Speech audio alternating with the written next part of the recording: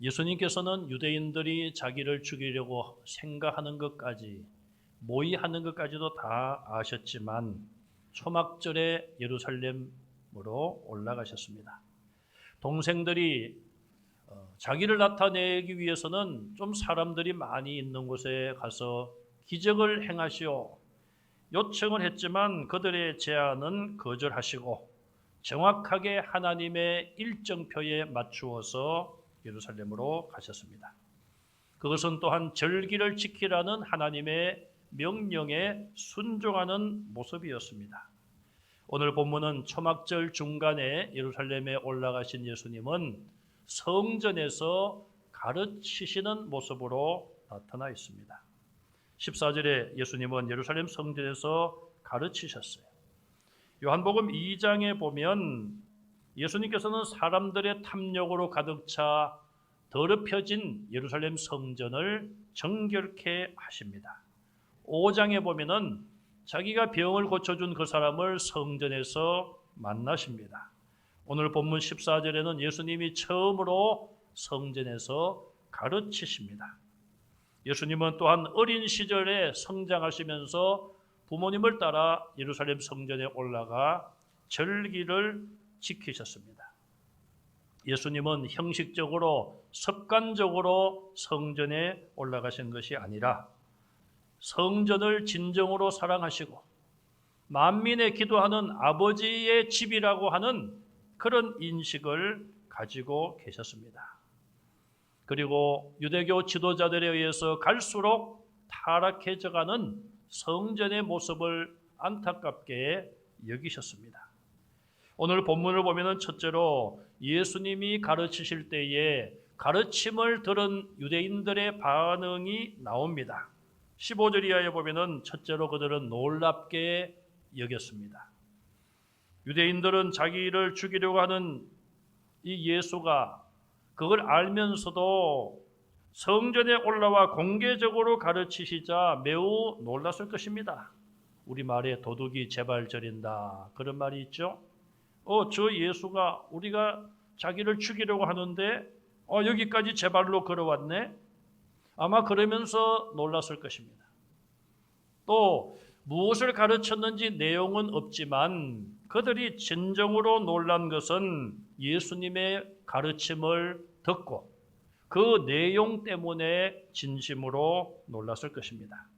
구약 성경에 대한 풍부한 지식이 예수님의 가르침 속에는 들어 있었던 것이죠.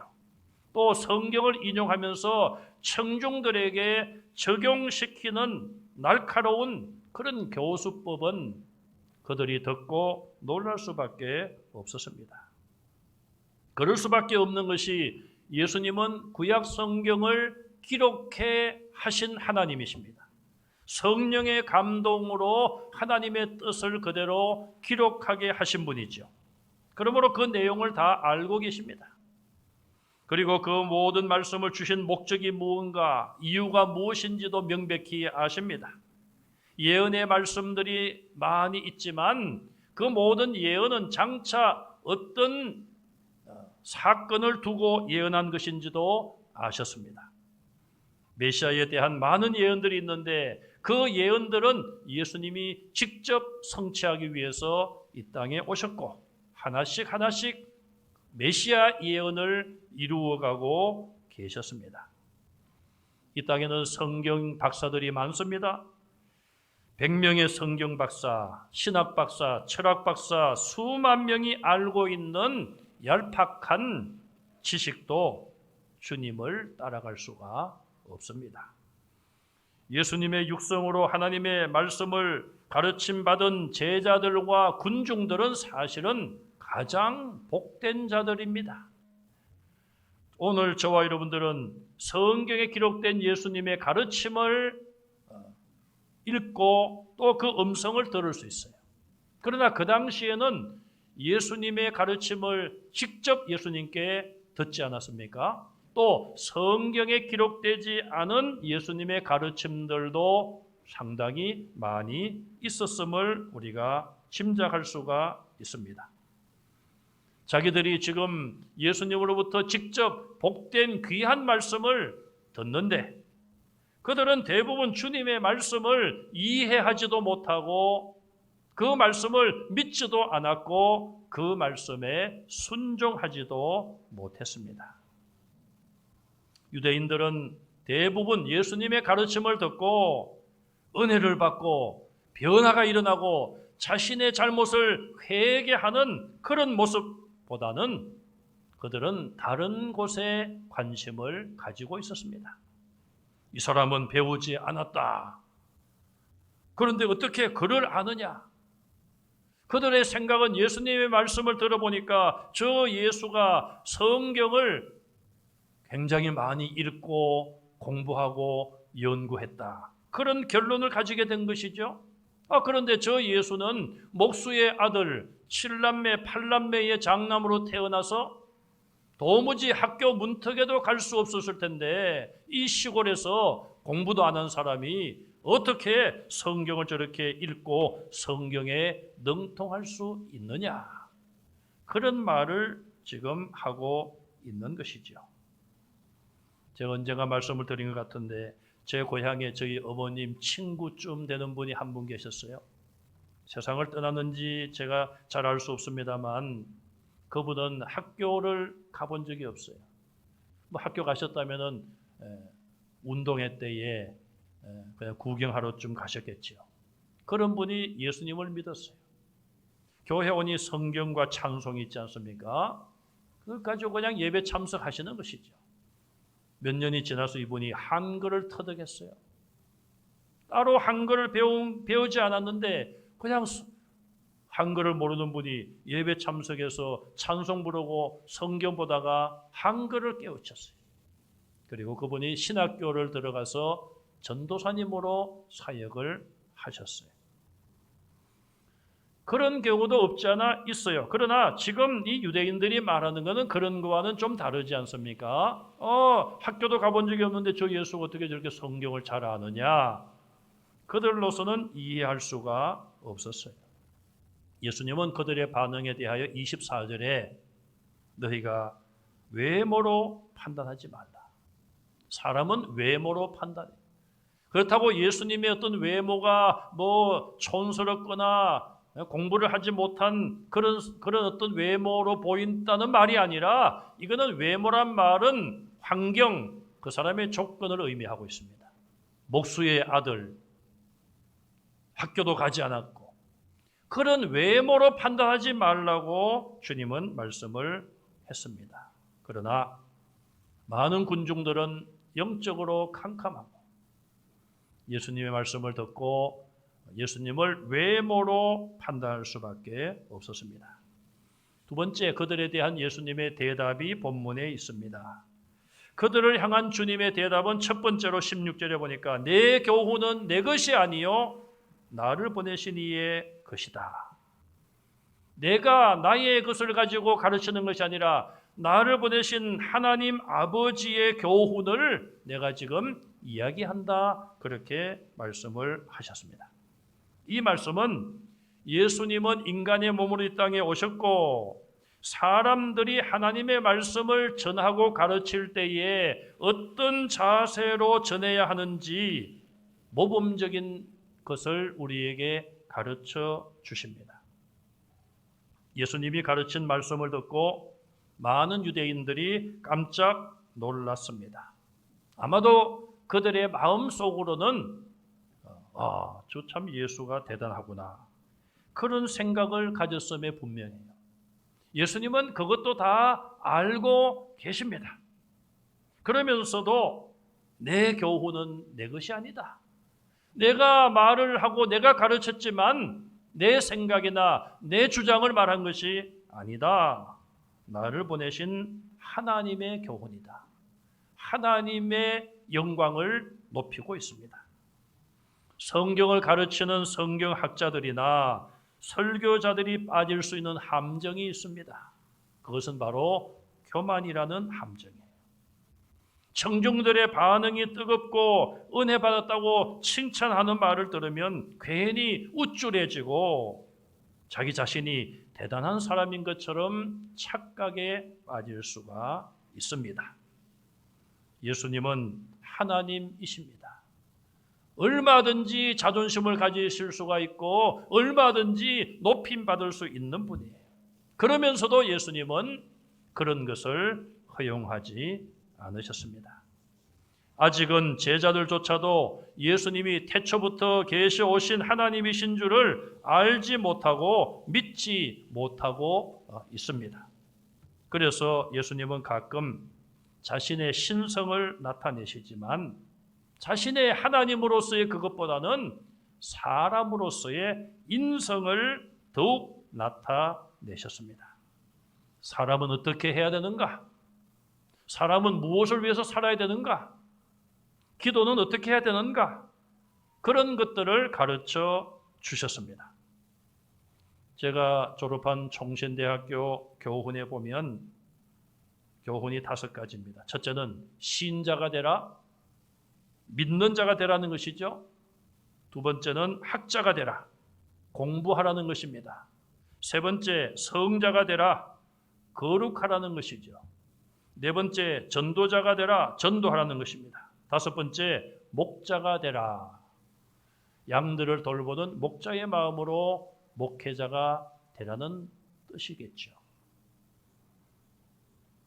만약에 저에게 이 교훈의 한 가지를 더하라고 한다면 저는 1번에 신자가 되라는 이 말 대신에 사람이 되라, 사람이 되라, 그것을 1번에 두고 싶습니다. 예수님은 사람으로 이 땅에 오셨어요. 모든 면에서 사람들이 어떻게 살아야 하는지를 보여주셨습니다.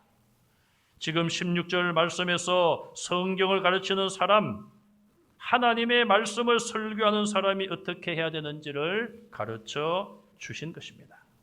나는 내 교훈을 말하는 것이 아니다, 하나님 아버지께서 주신 교훈을 말한다라고 밝히셨습니다. 오늘날 설교자들이 과연 하나님의 말씀을 그대로 전하고 있는가? 저는 늘 고민하고 염려합니다. 요즘 기독교 방송, 텔레비전이나 라디오, 유튜브 방송, 많은 것들을 통하여서 설교자들이 많은 말씀을 가르치고 전하고 있습니다. 물론 신앙에 유익되는 부분들도 있습니다. 그러나 염려되는 부분들도 없지 않아 있습니다. 어떤 목사들은 현대 교회의 이 새벽 기도회를 비판하고 있어요. 현대 교회라고 볼 수 없죠. 우리 한국 교회는 초창기부터 새벽 기도를 했으니까. 그 비판하는 사람을 가만히 보았더니 꽤 이름이 나 있는 사람이고, 그런데 자기는 새벽 기도를 안 해요. 안 하니까 비판을 하겠죠. 저는 참 안타까운 게 그런 분들이 나는 몸이 약해서 혹은 시간이 안 돼서 새벽 기도를 못합니다. 새벽 기도를 하는 목사님들 존중하고 새벽 기도하는 성도님들 존경합니다. 한국 교회가 이만큼 부흥한 것 다 기도했기 때문입니다. 그렇게 좀 이야기하면은 얼마나 좋을까? 내가 안 하고 내가 못한다고 남이 하는 것을 비판하면 될까? 더군다나 기도하는 건데, 새벽 기도를 하든 철야 기도를 하든 사람에게 보이려고 하는 것이 아니라 하나님께 기도하는 것인데, 그런 아쉬움이 상당히 있습니다. 어떤 분들은 헌금에 대해서도 비판을 합니다. 비판할 수 있죠, 잘못된 것에 대해서는. 그러나 과연 내가 지금 하는 말이, 내가 전하는 말이 하나님의 뜻에 맞는 것인가? 거기에 대해서는 신중하고 조심해야 된다는 것입니다. 듣는 성도들도 잘 가려서 들어야 돼요. 그리고 잘못된 것을 듣고 나쁜 영향을 받을 것 같으면 듣지 않는 것이 나을 수도 있습니다. 어떤 목사는 자기는 목사로 사역하면서 사례비를 안 받는다, 그렇게 공공연하게 말합니다. 청중들은 야, 그 목사님, 저 목사님 대단하다. 거기서 끝나면 좋은데, 그러면 우리 교회 목사님은 뭐야? 그렇게 말하는 목사님 내용을 보면 그 부인이 큰 어떤 회사를 경영하면서 돈을 많이 벌어요. 저도 그런 부인이 있으면 사례비 안 받겠습니다. 일반 청중들은 그런 이야기를 들을 때에 내용을 몰라요. 그런 내용을 모르잖아요. 그런 목사가 이야기하려면 나는 이러이러해서 내가 사례비 받은 거 다 헌금합니다. 그렇게 하면 좋잖아요. 그렇게 하지 않더라고요. 왜 자기 주장, 자기의 것을 주장하면서 다른 많은 사람까지 난처하게 만들고 헷갈리게 하는지, 그거는 목사들의, 설교자들의 책임이에요. 오래전에 제가 지방의 어떤 도시입니다. 문사보다 조금 큰 도시인데 그 교회 주보를 봤어요. 한 15년쯤 전 일입니다. 주보를 봤더니 참 제가 깜짝 놀랐습니다. 주보가 옛날 말로 하면은 여러분 이해하실 분 계시는지 모르겠으면은 갱지라는 거 있죠. 갱지. 예. 좀 이렇게 우리는 요즘 종이가 얼마나 좋습니까? A4 용지 보면은 70g, 75g, 80g 하얀 종인데 좀 하얗지 않은 조금 시커먼 종이 있죠. 그걸 주보 용지로 쓰더라고요. 야, 이 교회가 그래도 규모도 있고 한데, 그리고 칼라도 아니고 그냥 흑백이에요. 그리고 뒤에 봤더니 헌금자 명단이 있어요. 제가 왜 이런 말씀을 드리는가 하면 헌금을 할 때에 이름을 써서 하는 게 옳습니까? 이름 없이 무명으로 하는 것이 옳습니까? 그런 의문이 있으신 것 같아서 이 말씀을 드려요. 그러면서 헌금자 명단을 쭉 기록을 했는데 그 옆에다가 설명을 했어요. 헌금의 공정한 관리를 위해서 공개합니다. 그리고 여러분 깜짝 놀랄 일이 있습니다. 헌금자 이름을 쓰고는 그 이름 옆에 갈로 열고 액수를 적었더라고요. 액수를. 그러면은 다른 사람들이 볼 때에 이거 뭐야 이거? 헌금 누가 제일 많이 하는 거? 이거 공개 다 하고 이거 경쟁시키는 거냐 뭐냐? 그렇게 오해할 여지가 없지 않아 있죠. 그러나 그 교회는 분명히 거기에 밝혔어요.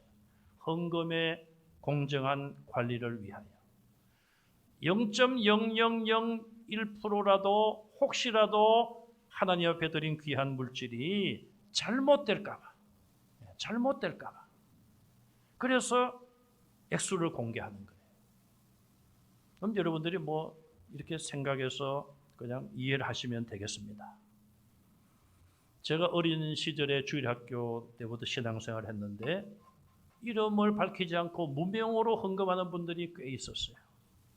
그러나 지나오면서 이제는 대부분 이름을 다 써서 헌금을 합니다. 목사님, 헌금할 때 이름을 쓰는 게 옳습니까? 쓰지 않는 게 옳습니까? 저의 대답은 여러분 믿음대로 하십시오입니다. 요즘은 보면요, 내가 헌금을 했는데 과연 이 헌금이 잘 들어갔을까? 교회 입금이 됐을까? 온라인으로 하는 헌금은 틀림없이 100% 그대로 다 입금이 되죠. 교회 통장으로 들어오니까. 그런데 그런 확인하고 싶은 마음도 있습니다. 또 교회는 직분자를 세울 때에 할 수 없이 여러 가지 작용을 정하다 보니 헌금을 하는 여부를 판단을 해야 돼요. 또 기부금 영수증이라는 제도가 생겨서 헌금한 액수에 대해서 어느 정도 세금 혜택을 받을 수 있어요. 그럼 그런 서류를 떼기 위해서는 누가 헌금을 얼마 했는지 재정부에서 파악을 해서 서류를 뗄 수밖에 없어요. 그런데 무명으로 헌금을 하고 나중에 내가 1년에 1,000만 원 헌금했습니다. 500만 원 했습니다. 확인할 도리가 없는 것입니다. 아니, 목사님 이것저것 다 필요 없어요. 하나님만 아시면 돼요. 그런 분들은 그냥 무명으로 하시면 됩니다. 다만 제가 여러분들에게 말씀드리고 싶은 것은 다른 사람들의 말을 듣고 여러분 판단력이 이리저리 휩쓸리지 않기를 바라는 거예요. 어떤 결정을 하더라도 여러분들이 기도하시고 생각해 보시고 하시면 되고, 또 그것이 어려우면은 그때 필요한 것이 교역자들의 지도예요. 그래서 전도사님이나 목사님들에게 그런 상담을 하시면 여러분들이 도움을 받을 수가 있습니다. 두 번째로 예수님은 가르치는 자 중에는 자기 영광을 구하는 자들이 있고 하나님의 영광을 구하는 자들도 있다라고 말씀을 합니다.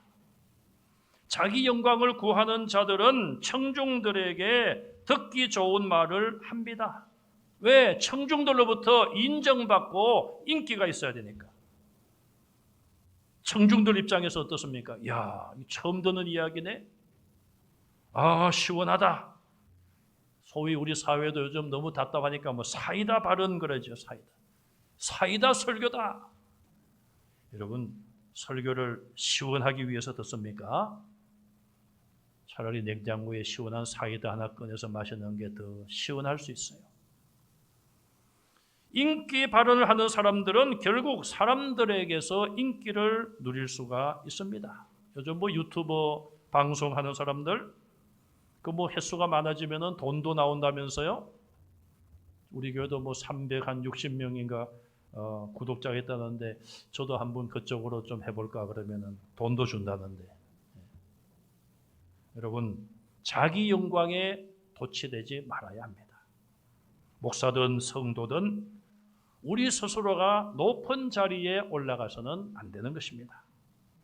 하나님의 영광을 구하는 자는 참되고 그 속에 불의함이 없다고 주님은 말씀하십니다. 이 말씀을 살짝 돌려서 보면 자기 영광을 구하는 자 속에는 참됨이 없을 수 있고 불의함이 있을 수 있다는 경고입니다.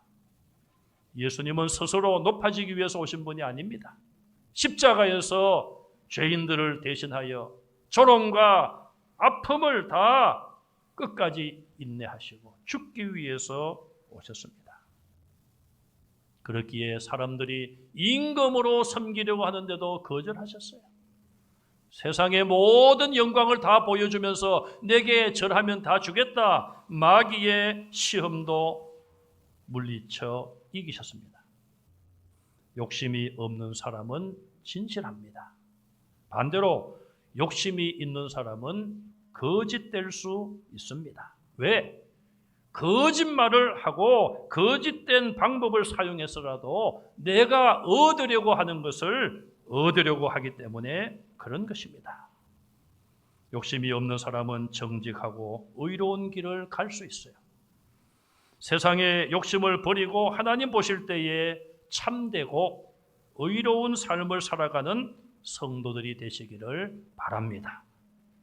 세 번째로 예수님은 유대인들에게 너희가 율법을 지키지 않으면서 내가 안식일에 병자를 고쳤다고 해서 나를 죽이려고 하느냐 반문하십니다.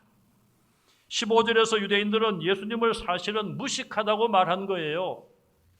저 예수가 글도 배우지 않았는데 어떻게 선지자의 글을 성경을 저렇게 아느냐?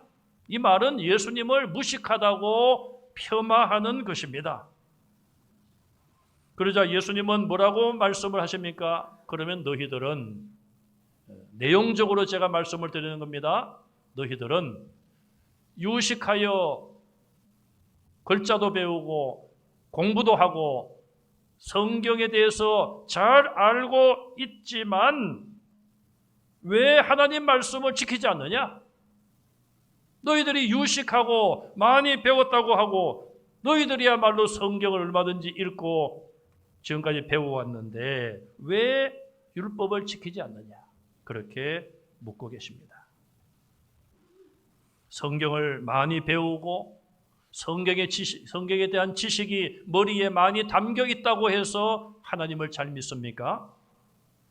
우리 사회에도 보면 깜짝깜짝 놀랄 일들이 있어요. 사회적으로 저런 사람이 지도자인가? 저런 사람이 국회의원인가?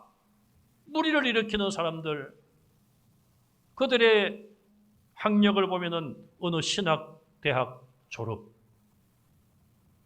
차라리 안 믿는 자들보다도 못한 그런 윤리, 도덕적인 의식을 갖고 온갖 불의와 악을 행하면서 사회 지도층이 되었고 신학대학 졸업자예요. 제가 그런 사람들을 만나면은 해주고 싶은 말이 있어요. 차라리 당신의 학력에서 신학대학교 졸업한 것을 빼라.